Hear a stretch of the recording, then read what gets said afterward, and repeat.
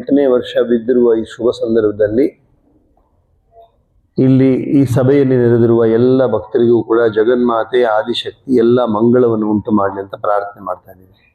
ಇವತ್ತು ವನ್ನಿ ಕುಲ ಅಂತ ಹೇಳ್ಕೋಬೇಕಾದ್ರೆ ನಿಮಗೆ ಆಧಾರ ಏನು? ವನ್ನಿ ಕುಲದವರು ಅಂತ ಹೇಳ್ಬೇಕಾದ್ರೆ ನೀವೆಲ್ಲರೂ ಕೂಡ ನಮ್ಮ ಮಹಾಭಾರತದಲ್ಲಿ ದ್ವಾಪರ ಯುಗದಲ್ಲಿ ಚಂದ್ರವಂಶದಲ್ಲಿ ಕುರುವಂಶದಲ್ಲಿ ಇದ್ದ ಪಾಂಡವರ ವಂಶದವರು ನೀವೆಲ್ಲರೂ. ಮುಖ್ಯವಾದ ಒಂದು ಗುಣ ಆಯಿತು. ಆ ಗುಣಕ್ಕೆ ಹೆಸರು ಬಂದು ಧರ್ಮ. ಪಾಂಡವರಲ್ಲಿ ಹಿರಿಯರ ಹೆಸರೇನು? ಧರ್ಮರಾಜ. ನಿಮ್ಮ ವನ್ನಿಕುಲ ಕ್ಷತ್ರಿಯವರ ದೇವಸ್ಥಾನದಲ್ಲಿ ಯಾರಿದ್ದಾರೆ? ಧರ್ಮರಾಜ ಇದ್ದಾರೆ, ಭೀಮ ಇದ್ದಾರೆ, ಅರ್ಜುನ ಇದ್ದಾರೆ, ನಕುಲ ಇದ್ದಾರೆ, ಸಹದೇವ ಇದ್ದಾರೆ. ಅವರ ಧರ್ಮಪತ್ನಿ ಯಾರು? ದೇವಿ ದ್ರೌಪದಿ. ಆ ದ್ರೌಪದಿ ದೇವಿ ಎಲ್ಲಿಂದ ಹುಟ್ಟಿದವಳು? ಅಗ್ನಿಯಿಂದ ಹುಟ್ಟಿರೋದು. ಆ ಅಗ್ನಿಜ ಏನ್ ಹೆಸರು ಆಕೆಗೆ? ಅಗ್ನಿಜ. ಆ ಅಗ್ನಿಜಾನೇ ಆದಿಶಕ್ತಿಯಾಗಿ ನಮಗೆ ನೀವೆಲ್ಲ ದರ್ಶನ ಕೊಟ್ಟು ನಿಮ್ಮ ಕುಲಕ್ಕೆ ಅದ್ಭುತವಾದ ದೇವಿ ಸ್ವರೂಪಿಣಿಯಾಗಿ ಪೂಜಿಸಲ್ಪಡ್ತಾ ಇರೋದು. ಮುಂದೆ ಕೈಲಾಸಾಶ್ರಮ ಬಿಟ್ಬಿಟ್ರಿ ನೀವು. ಆ ಬಾಲಕನೇ ನಿಮ್ಮ ಮುಂದೆ ಗುರುಗಳಾಗಿ ಕೂತಿರು. ಹೌದೇ ಇಲ್ಲ? 20 ವರ್ಷ ಹಿಂದೆ ಕರ್ಕೊಂಡ್ಬಂದ್ರೆ ಇಲ್ಲ? ಕರ್ಕೊಂಡ್ಬಂದು ಕೈಲಾಸಾಶ್ರಮ ಕರ್ಕೊಂಡ್ಬಂದು ಬಿಟ್ಟಿದ್ರಲ್ಲ, ಅವ್ರನ್ನ ನೀವು ಗುರುಗಳಾಗಿ ಸ್ವೀಕಾರ ಮಾಡಿ ಅವರು ಹೇಳಿದ ಮಾರ್ಗದಲ್ಲಿ ಇನ್ನು ಮುಂದೆ ನೀವು ನಿಮ್ಮ ಕಾರ್ಯಗಳನ್ನು ಮುಂದೆ ತಗೊಂಡು ಹೋಗ್ಬೇಕಾಗಿದೆ. ಕರ್ನಾಟಕದಲ್ಲಿ ವನ್ನಿಕುಲ ಕ್ಷತ್ರಿಯರಿದ್ದಾರೆ, ಆಂಧ್ರ ಪ್ರದೇಶದಲ್ಲಿದ್ದಾರೆ, ತೆಲಂಗಾಣದಲ್ಲಿದ್ದಾರೆ, ಮಹಾರಾಷ್ಟ್ರದಲ್ಲಿದ್ದಾರೆ, ತಮಿಳುನಾಡಲ್ಲಿದ್ದಾರೆ, ಎಲ್ಲ ಕಡೆ ಇಡೀ ಭಾರತದಲ್ಲಿ ಪೂರ್ತಿ ಎಲ್ಲ ಕಡೆಯೂ ಇದ್ದಾರೆ ನಿಮ್ಮ ಕ್ಷತ್ರಿಯ ವಂಶದವರು. ಈ ನಾವು ಬೇರೆ ಪಾಡಾಗಿ ಮಾತಾಡ್ತೀವಿ ನೋಡಿ, ಕ್ಷತ್ರಿಯ ವಂಶದವರು ಬೇರೆ. ಏನಕ್ಕೋಸ್ಕರ ಮಾತಾಡ್ತಾ ಇದೀವಿ? ನಮಗಂತೂ ಒಂದು ಗುರುತಿದೆಯಲ್ಲ, ನಮ್ಮೆಲ್ಲರೂ ಒಂದು ಗುರುತು ಇದೆಯಲ್ಲಪ್ಪ. ಆ ಗುರುತನ್ನು ಇಟ್ಕೊಂಡು ನಾವು ಮೇಲೆ ಹತ್ತೋಕ್ಕೋಸ್ಕರ. ಇದು ನನ್ನ ಮನೆ ಅಂತ ಹೇಳಿದ್ರೆ ಬೇರೆಯವ್ರು ಯಾರು ಬರಬಾರ್ದು ಅಂತಲ್ಲ ಅದರ್ಥ. ಇದು ನನ್ನ ಮನೆ ಅಂತ ಹೇಳಿದ್ರೆ ಎಲ್ಲರೂ ಬರಬೇಕು. ನನಗೆ ನೋಡ್ಕೊಳ್ಳೋ ಜವಾಬ್ದಾರಿ ಯಾರು? ನನ್ನ ಜವಾಬ್ದಾರಿ ನನ್ನ ಮನೆ ನೋಡ್ಕೊಳ್ಳೋದು. ಆದರೆ ಎಲ್ಲರೂ ಬರ್ಬೋದಲ್ಲಿ, ಯಾರಿಗೂ ತಡೆ ಇಲ್ಲ. ಅದೇ ತರ ನನ್ನ ಕುಲ ಅಂತ ಹೇಳಿದ್ರೆ ನನ್ನ ಕುಲದವರು ಒಂದು ರೀತಿಯಾದ ಜೀವನವನ್ನು ನಡೆಸುವವರು. ನನ್ನ ಕುಲದವರು ಒಂದು ರೀತಿಯಾದ ಜೀವನವನ್ನು ನಡೆಸೋರು. ಬೇರೆಯವರು ಬೇರೆ ರೀತಿಯಾದ ಜೀವನ ನಡೆಸ್ತಾ ಇದ್ದಾರೆ. ಅವರೆಲ್ಲರೂ ನಮಗೆ ಬೇಕಾದವರೇ. ಭಾರತದಲ್ಲಿರುವ 28 ರಾಜ್ಯಗಳು, 8 ಕೇಂದ್ರ ಶಾಸಿತ ಪ್ರದೇಶಗಳು ಎಲ್ಲವೂ ನಮ್ಮವರು ತಾನೆ. ಭಾರತ ಭೂಮಿ ಒಂದೇ ತಾನೆ. ನಮ್ಮೆಲ್ಲ ಭಾರತ ಭೂಮಿ ತುಂಬಾ ಪ್ರಿಯವಾದ ಭೂಮಿ ಅಲ್ವಾ? ಆದ್ದರಿಂದ ಭಾರತ ಭೂಮಿಯಲ್ಲಿರುವ ಪ್ರತಿಯೊಬ್ಬ ಪ್ರಜೆ ಕೂಡ ನಮ್ಮವರೇ. ಅದರಲ್ಲಿ ಇನ್ನೊಂದು ವಿಶೇಷ ಏನಪ್ಪಾ ಅಂತ ಹೇಳಿದ್ರೆ, ಭಾರತೀಯ ಸಂಸ್ಕೃತಿಯನ್ನು ಅನುಸರಿಸಿ ಹೋಗುವವರಿದ್ದಾರೆ, ವಿದೇಶ ಸಂಸ್ಕೃತಿಯನ್ನು ಅನುಸರಿಸುವವರು ಕೂಡ ಇದ್ದಾರೆ. ಹೌದೇ ಇಲ್ಲ? ವಿದೇಶ ಸಂಸ್ಕೃತಿಯನ್ನು ಅನುಸರಿಸಿ ಬಾಳುವವರು ನಮ್ಮ ಪ್ರಜೆಗಳಾದರೂ ಕೂಡ ಅವರ ರೀತಿ ಬೇರೆ. ಭಾರತೀಯ ಸಂಸ್ಕೃತಿಯನ್ನು ಅನುಸರಿಸುವವರು ಮಾತ್ರನೇ ಭಾರತೀಯ ಸಂಸ್ಕೃತಿ, ಭಾರತಕ್ಕೆ ಪೂರ್ಣವಾದ ರೀತಿಯಲ್ಲಿ ಎಲ್ಲ ಕೊಡುಗೆಯನ್ನು ಕೊಡ್ತಾ ಇದ್ದಾರೆ. ಅವರು ವಿದೇಶದ ಸಂಸ್ಕೃತಿಯನ್ನು ಅನುಸರಿಸಿಕೊಂಡು ಮೆಲ್ಲಿಗೆ ಏನ್ ಮಾಡ್ತಾ ಇದ್ದಾರೆ? ನಿಮ್ಮೆಲ್ಲ ಬದಲಾವಣೆ ಮಾಡ್ತಾ ಇದ್ದಾರೆ, ಮಕ್ಕಳೆಲ್ಲ ಬದಲಾವಣೆ ಮಾಡ್ತಾ ಇದ್ದಾರೆ. ಅದು ಬೇಕಾ ನಿಮಗೆ?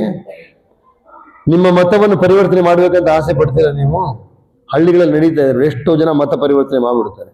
ಯಾಕೆ? ನಾವು ನಮ್ಮ ಮಕ್ಕಳಿಗೆ ಒಳ್ಳೆ ಸಂಸ್ಕಾರ ಕೊಡಲ್ಲ, ಅವರಿಗೆ ನಮ್ಮ ಚರಿತ್ರೆ ಬಗ್ಗೆ ಹೇಳಲ್ಲ, ನಮ್ಮ ವೀರರ ಬಗ್ಗೆ ಅವ್ರು ಹೇಳ್ಕೊಡ್ತಾ ಇಲ್ಲ ನಾವು. ಆದ್ದರಿಂದ ಭಾರತೀಯ ಸಂಸ್ಕೃತಿಯನ್ನು ಕಾಪಾಡುವುದು ನಿಮ್ಮ ಧರ್ಮ. ಪ್ರತಿ ಸಾರಿ ಕೂಡ ಧರ್ಮರಾಜ ಅಂತ ಹೆಸರು ಹೇಳಿದ್ರೆ ಎಲ್ಲರೂ ಆನಂದ ಪಡ್ಬೇಕು. ಧರ್ಮರಾಜ, ಭೀಮ, ಅರ್ಜುನ, ನಕುಲ, ಸಹದೇವ. ಎಷ್ಟೋ ಜನ ಬೇರೆ ಸಂಸ್ಕೃತಿ ಅನುಸರಿಸಿ ಇದನ್ನ ಹೇಳ್ತಾರ? ಅವರು ಇದನ್ನ ಹೇಳ್ತಾರ? ಇದನ್ನ ಹೇಳಲ್ಲ ಅವರು. ಯಾಕೆ? ಅವರು ಬೇರೆ ಸಂಸ್ಕೃತಿಯನ್ನು ಅನುಸರಿಸ್ತಾ ಇರೋರು. ಮೆಲ್ಲಿಗೆ ನೋಡಿ ಎಷ್ಟೋ ಮಕ್ಕಳನ್ನ, ಎಷ್ಟೋ ಯುವಕರನ್ನ ಪರಿವರ್ತನೆ ಮಾಡ್ಕೊಂಡು ಕರ್ಕೊಂಡು ಹೋಗ್ತಾ ಇದ್ದಾರೆ. ಕಾರಣ ಏನಪ್ಪಾ ಅಂತ ಹೇಳಿದ್ರೆ, ನೀವು ನಿಮ್ಮ ಸಂಸ್ಕೃತಿಯನ್ನು ಅನುಸರಿಸೋದು ಪೂರ್ಣವಾಗಿ ಮಾಡ್ತಾ ಇಲ್ಲ. ಇವತ್ತು ನಾಳೆ ಹೋಮ ನಡೆಯುತ್ತೆ, ಅವ್ರು ಹೋಮ ಮಾಡ್ತಾರ? ಬೇರೆ ಸಂಸ್ಕೃತಿ ಹೋಮ ಮಾಡ್ತಾರ? ನೀವು ಹೋಮ ಮಾಡಬೇಕು. ನಿಮ್ಮ ದೇವಿಯೇ ಹೋಮದಿಂದ ಬಂದಿರುವವರು, ನಿಮ್ಮ ದೇವಿ ಹೋಮದಿಂದ ಬಂದಿರುವವರು.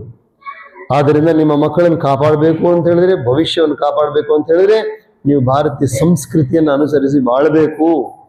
ಭಾರತೀಯ ಸಂಸ್ಕೃತಿ ಅಂತ ಹೇಳಿದ್ರೆ ಹಣೆನಲ್ಲಿ ಬೊಟ್ಟಿಟ್ಕೊಳ್ಳೋದು ಭಾರತೀಯ ಸಂಸ್ಕೃತಿ, 2 ಕೈ ಜೋಡಿಸಿ ನಮಸ್ಕಾರ ಅಂತ ಹೇಳೋದು ಭಾರತೀಯ ಸಂಸ್ಕೃತಿ. ದೊಡ್ಡವ್ರು ನೋಡಿದ ಕೂಡಲೇ ಅವ್ರ ಪಾದದಲ್ಲಿ ಬಿದ್ದು ನಮಸ್ಕಾರ ಮಾಡೋದು ಭಾರತೀಯ ಸಂಸ್ಕೃತಿ. ಇದೆಲ್ಲವನ್ನು ಅನುಸರಿಸೋದು ಬೇಕೋ ಬೇಡ?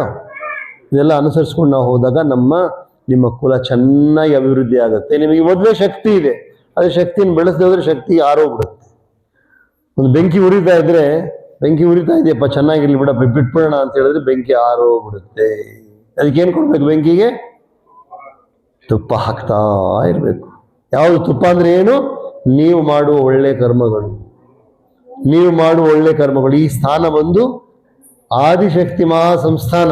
ಇದರ ಶಕ್ತಿ ಕಾಣಬೇಕು. ಒಂದು 8 ವರ್ಷ ಹಿಂದೆ ಇದಿತ್ತ? ಇದು 8 ವರ್ಷ ಹಿಂದೆ ಇತ್ತ? ಇದು ಈ ಸಂಸ್ಥೆ ಇತ್ತಾ? ಇರಲಿಲ್ಲ.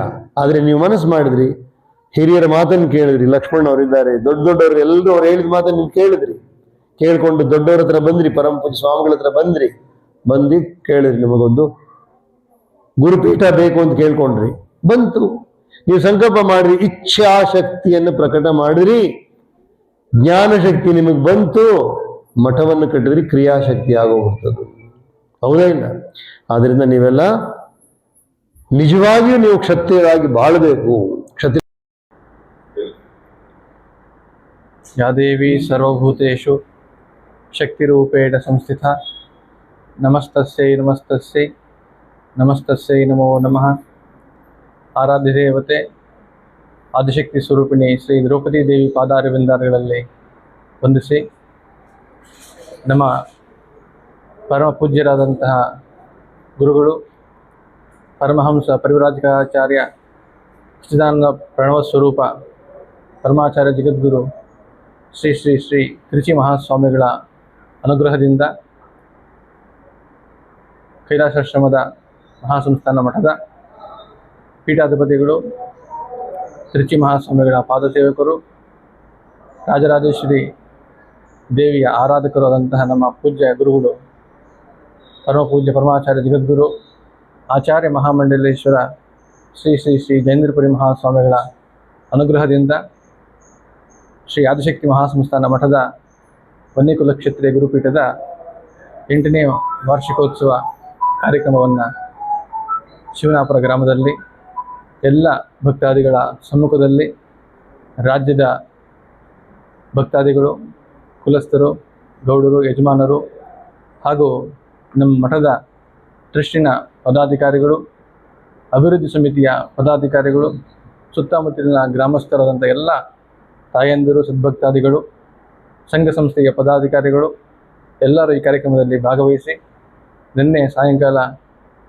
ಕಲಶ ಸ್ಥಾಪನೆ, ವೇದ ಪಾರಾಯಣ, ಮಹಾಮಂಗಳಾರತಿಯಾಗಿ ಇವತ್ತು ಬೆಳಗ್ಗೆ 6 ಗಂಟೆಗೆ ಗೋಪೂಜೆಯಾಗಿ ಅಮ್ಮನವರಿಗೆ ನಾನಾ ವಿಧವಾದ ದ್ರವ್ಯಗಳಿಂದ ಅಭಿಷೇಕವನ್ನು ಮಾಡಿ ಕಾರ್ಯಸಿದ್ಧಿ ಹೋಮ, ದುರ್ಗಾ ಹೋಮ, ನವಗ್ರಹ ಹೋಮ, ನಾನಾ ವಿಧವಾದ ಹೋಮ ಹವನಾದಿಗಳನ್ನು ಮಾಡಿ ಜಗನ್ಮಾತೆ ಆದಿಶಕ್ತಿ ದೇವಿಗೆ ಆ ತೀರ್ಥ ಕಲಶಾಭಿಷೇಕವನ್ನು ಮಾಡಿ ತದನಂತರ ದೇವಿಗೆ ಮಹಾಮಂಗಳಾರತಿ ಮಾಡಿ ಎಲ್ಲ ಭಕ್ತಾದಿಗಳು ಬಂದು ಈ ಕಾರ್ಯಕ್ರಮದಲ್ಲಿ ಭಾಗವಹಿಸಿ ದೇವಿ ಕೃಪೆಗೆ ಪಾತ್ರರಾಗಿದ್ದಾರೆ. ವಿಶೇಷವಾಗಿ ನಮ್ಮ ಪೂಜ್ಯ ಗುರುಗಳಾದಂತಹ ಜೈನೇಂದ್ರಪುರಿ ಮಹಾಸ್ವಾಮಿಗಳು ಪ್ರತಿನಿತ್ಯ ಅವರು ಯಾವುದೇ ದೇಶದಾಗಿರ್ಬೋದು, ಯಾವುದೇ ವಿದೇಶದಲ್ಲಾಗಿರ್ಬೋದು ಶ್ರೀವಿದ್ಯಾ ಉಪಾಸನೆಯನ್ನು ಮಾಡುವಂತಹ ಪದ್ಧತಿ. ಆ ಒಂದು ಶ್ರೀವಿದ್ಯಾ ಉಪಾಸನೆ ಕೂಡ ನಮ್ಮ ಆದಿಶಕ್ತಿ ಮಹಾಸಂಸ್ಥಾನ ಮಠದಲ್ಲಿ ಬೆಳಗ್ಗೆ 6 ಗಂಟೆಯಿಂದ 8:15ವರೆಗೂ ಕೂಡ ಆ ಪೂಜೆಯನ್ನು ನಿರ್ವಹಿಸಿದ್ದಾರೆ. ಆ ಪೂಜೆಯಲ್ಲಿ ಕೂಡ ಕುಲಬಾಂಧವರು, ಭಕ್ತಾದಿಗಳು ಭಾಗವಹಿಸಿದ್ದಾರೆ. ಯಾರ್ಯಾರು ಈ ಕಾರ್ಯಕ್ರಮಕ್ಕೆ 8ನೇ ವರ್ಷದ ಕಾರ್ಯಕ್ರಮಕ್ಕೆ ಪ್ರತ್ಯಕ್ಷವಾಗಿ ಪರೋಕ್ಷವಾಗಿ ಸೇವೆಯನ್ನು ಸಲ್ಲಿಸಿ ಆ ತಾಯಿಗೆ ಕೃಪೆಗೆ ಪಾತ್ರರಾಗಿದ್ದಾರೋ ಅವರಿಗೆಲ್ಲರಿಗೂ ಆ ಜಗನ್ಮಾತೆ ಎಲ್ಲ ವಿಧವಾದ ಅನುಗ್ರಹ ಮಾಡಲಿ. ಮುಂದಿನ ದಿನಗಳಲ್ಲಿ ನಮ್ಮ ಮಠದ ಧ್ಯೇಯ ಉದ್ದೇಶಗಳು, ಸಮಾಜದ ಸಂಘಟನೆ, ಎಲ್ಲ ವಿಧವಾದ ನಮ್ಮ ಧಾರ್ಮಿಕ ಆಚರಣೆಗಳನ್ನು, ಪದ್ಧತಿಗಳನ್ನು ಉಳಿಸ್ಕೊಳ್ಳೋಕ್ಕೆ ಆ ಜಗನ್ಮಾತೆ ದ್ರೌಪದಿ ದೇವಿ ಹಾಗೂ ಪರಮಪೂಜ್ಯ ತಿರುಚಿ ಮಹಾಸ್ವಾಮಿಗಳು, ಪರಮಪೂಜ್ಯ ಜೈನೇಂದ್ರಪುರಿ ಮಹಾಸ್ವಾಮಿಗಳ ಅನುಗ್ರಹದಿಂದ ಸಮಾಜವನ್ನು ಮುನ್ನಡೆಸಲಿಕ್ಕೆ ಎಲ್ಲ ವಿಧವಾದ ಸಂಘಟನೆ ಮಾಡುವಂತಹ ಶಕ್ತಿ ಆ ದೇವಿ ಅನುಗ್ರಹ ಮಾಡಲಿ ಅಂತ ದೇವಿಯಲ್ಲಿ ಪ್ರಾರ್ಥನೆ ಮಾಡಿ, ಅದೇ ರೀತಿಯಲ್ಲಿ ಈ ಕಾರ್ಯಕ್ರಮವನ್ನು ಸಹ ಈ ಕಾರ್ಯಕ್ರಮದಲ್ಲಿ ಭಾಗವಹಿಸೋದಕ್ಕೆ ಎಲ್ಲ ವಿಧವಾದ ಅನುಗ್ರಹ ಮಾಡಲಿ ಅಂತ ದೇವಿಯಲ್ಲಿ ಪ್ರಾರ್ಥನೆ ಮಾಡಿ, ಸರ್ವೇ ಜನಾಃ ಸುಖಿನೋ ಭವಂತು, ಸಮಸ್ತ ಸನ್ಮಂಗಳಾನಿ ಭವಂತು. ಓಂ ಶಾಂತಿ ಶಾಂತಿ ಶಾಂತಿ. ಹರಿ ಓಂ. ಆದಿಶಕ್ತಿ ಮಹಾಸಂಸ್ಥಾನ ಮಠ ವನ್ನಿಕುಲ ಕ್ಷತ್ರಿಯ ಗುರುಪೀಠದ 8ನೇ ವರ್ಷದ ವಾರ್ಷಿಕೋತ್ಸವವನ್ನು ಮುಗಿಸಿದ್ದೀವಿ. ಸನ್ಮಾನ್ಯ ಪರಮ ಪೂಜ್ಯ ಜಗದ್ಗುರು ಮಹಾಮಂಡಲೇಶ್ವರರು ಕೈಲಾಸಾಶ್ರಮದ ಗುರುಪೀಠದ ಅಧ್ಯಕ್ಷರಾದಂತಹ ಜಯೇಂದ್ರಪುರಿ ಮಹಾಸ್ವಾಮಿಗಳು ಬಂದು ಈ ಕಾರ್ಯಕ್ರಮ ನಡೆಸಿಕೊಟ್ಟಿದ್ದಾರೆ. ನಮ್ಮ ಮಠದ ಪೀಠಾಧಿಪತಿಗಳಾದಂತಹ ಪರಮ ಪೂಜ್ಯ ಜಗದ್ಗುರು ಶ್ರೀ ಶ್ರೀ ಶ್ರೀ ಪ್ರಣವಾನಂದಪುರಿ ಮಹಾಸ್ವಾಮಿಗಳು ನಿಂತು ಈ ಕಾರ್ಯಕ್ರಮವನ್ನು ಯಶಸ್ವಿಯಾಗಿ ನಡೆಸಿದ್ದಾರೆ. ಕ್ಷತ್ರಿಯ ಗುರುಪೀಠದ ವಿಶೇಷ ಸಂದೇಶ ಏನಪ್ಪ ಅಂದರೆ, ಇವತ್ತು ನಮ್ಮ ಪ್ರಪಂಚಕ್ಕೆ ಒಂದು ದೊಡ್ಡ ಆಪತ್ತು ಕಾದಿದೆ ಅಂತ ನಾವು ಅದು ಅಂದ್ಕೊಂಡಿದ್ದೀವಿ. ಈ ಆಪತ್ತನ್ನು ಎದುರಿಸೋದು ಹಿಂದಿನ ಕಾಲದಲ್ಲಿ ಕ್ಷತ್ರಿಯರ ಪ್ರಥಮ ಕರ್ತವ್ಯ ಆಗ್ತಾಯಿತ್ತು. ಅದು ಇವತ್ತು ದೇಶದ ಅನೇಕ ಕಡೆ ರಾಷ್ಟ್ರಗಳ ಮಧ್ಯೆ ದೊಡ್ಡ ಯುದ್ಧ ನಡೀತಾ ಇದೆ. ಆ ಯುದ್ಧ ಯಾವ ಮಟ್ಟಕ್ಕೆ ಹೋಗುತ್ತೆ ಅಂತಂದರೆ, ಈಗಾಗಲೇ 2 ರಾಷ್ಟ್ರಗಳನ್ನು ನೆಲಸಮ ಮಾಡಿದೆ. ಇನ್ನು ಮುಂದೆ ಹೀಗೆ ಮುಂದುವರೆದ್ರೆ ಇಡೀ ಪ್ರಪಂಚವೇ ನೆಲಸಮ ಆಗುತ್ತೇನೋ ಅನ್ನೋ ಸ್ಥಿತಿಯಲ್ಲಿದೆ. ಈ ಒಂದು ಸಂದರ್ಭದಲ್ಲಿ ನಾನಂತೂ ಬಯಸೋದು, ನಮ್ಮೆಲ್ಲ ಮಠಾಧೀಶರು ಹೋಮ ಹವನಾದಿಗಳು ಮಾಡಿ ಜಗತ್ತಿನ ಶಾಂತಿಗೋಸ್ಕರ ಬಯಸಬೇಕು. ನಮ್ಮ ರಾಷ್ಟ್ರದ ರಾಜಕಾರಣಿಗಳು ಈ ಬಗ್ಗೆ ಪ್ರಯತ್ನ ಮಾಡಿ ವಿಶ್ವದ ನಾಯಕರುಗಳನ್ನ ಭೇಟಿ ಮಾಡಿ ಸಂಧಾನಕ್ಕೆ ಪ್ರಯತ್ನ ಮಾಡಬೇಕು. ನಮ್ಮ ಜಗತ್ತಿನ ಪ್ರಜೆಗಳು ಶಾಂತಿಯಾಗಿರಬೇಕಾದ್ರೆ ಈ ಯುದ್ಧ ನಡಿಬಾರ್ದು. ಅದಕ್ಕೋಸ್ಕರ ಯುದ್ಧ ನಡಿದಂಗೆ ನಮ್ಮ ಹಿರಿಯ ರಾಜಕಾರಣಿಗಳು, ರಾಷ್ಟ್ರದ ನಾಯಕರು, ಹಿರಿಯ ಮಠಾಧೀಶರು ಪ್ರಯತ್ನ ನಡೆಸಿ ಶಾಂತಿ ಸಂಧಾನಕ್ಕೆ ಮುಂದಾಗಬೇಕು ಅಂಥೇಳಿ ನಾನು ಅದು ಕೇಳಿಕೊಳ್ತೀನಿ.